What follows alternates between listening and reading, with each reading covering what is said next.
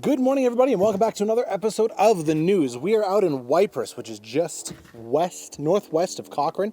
It is a beautiful day today, and these views do not get much better than this. We got an excellent episode today. We're talking about the 2025 Bronco Sport.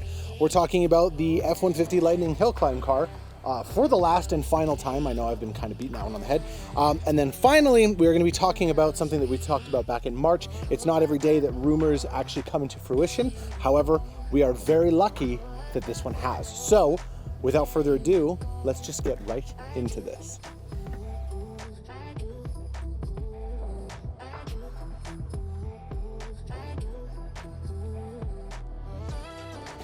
Starting things off, the 2025 Bronco has been spotted testing around the factories down in the States, and it looks like there's a few notable differences. Number one, this one that has been spotted does have spots for tow hooks and a very aggressive skid plate in the front.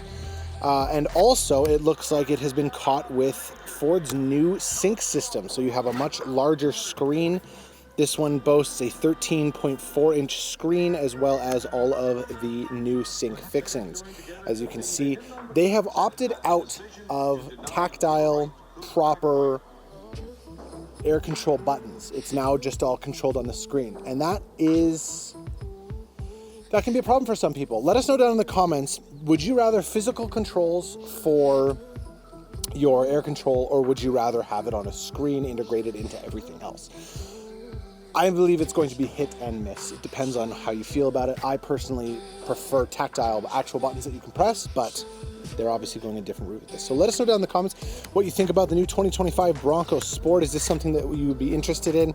And is it something that is going to perform well in the industry? Let us know.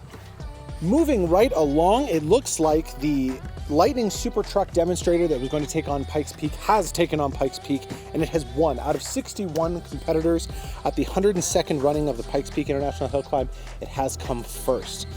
Now, it is very impressive that last year they ran the same race, but in the Super Van, if you can remember. That was the 1,400 horsepower van. Very formidable vehicle, but also very, very, very fast. It looks like the Super Truck did it 7 seconds faster than the Super Van with its giant wing and all of that, 1,400 horsepower. So very impressive. It is one of the coolest vehicles out there right now. I'm really excited to see what they come out with next. It could be realistically anything. Ford has demonstrator vehicles. They have the Mach-E 1400. They have the Cobra Jet, the drag car. They have the Lightning Demonstrator. They have the Lightning switchgear. They have a ton of vehicles right now that they're using to implement this tech into everyday consumer vehicles. So let us know down in the comments what you think about the F-150 Hill Climb.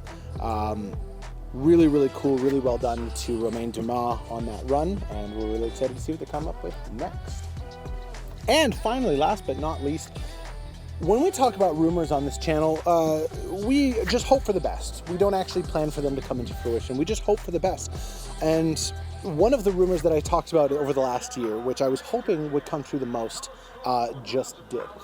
A while ago, back in March, I reported that the Ford of Europe had re-trademarked the name RS200 with the hopes that they would make another one. And now, it looks like Ford, in conjunction with Borum Motor Works, is going to be recreating the RS200 in a modern light. But it will not be alone. It looks like they're also going to be recreating the Ford Mark I Escort, which was one of the coolest vehicles of the time. This is super exciting. There's not a whole lot of information on what they're going to do with them powertrain-wise yet, but you have to understand that these were absolute monsters back in the day. These were some of the most sought-after vehicles. People absolutely adored them, so they have to do right by these nameplates.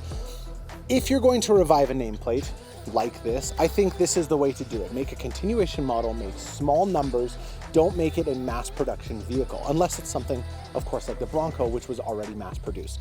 This vehicle, they only made a certain amount of them to be able to homologate them to be able to race in Group B rallies. So the fact that they're redoing it and making a small number just speaks volume to the pedigree that this thing is going to follow. So we're very excited for this. They just have some teaser shots right now of them under wraps, but we're very, very, very excited. Let us know down in the comments what you'd like to see. I personally would like to see the hybrid powertrain out of the M Sport rally cars in one of these, because that powertrain is an absolute beast and can propel these cars from 0 to 60 in sub 2 seconds. So we're very, very, very excited for this. As we get more information, obviously I'll let you guys know on the channel. I will show off more when it comes to this, but right now it's just been teased, but it is actually confirmed. So we're very, very excited, and we're very excited that you guys have joined us today. Thank you so much for watching. Remember to like and subscribe. We'll be back next week, probably in a similar location to this, just because of how beautiful it is out here. But thank you again so much for watching, and we will see you next week.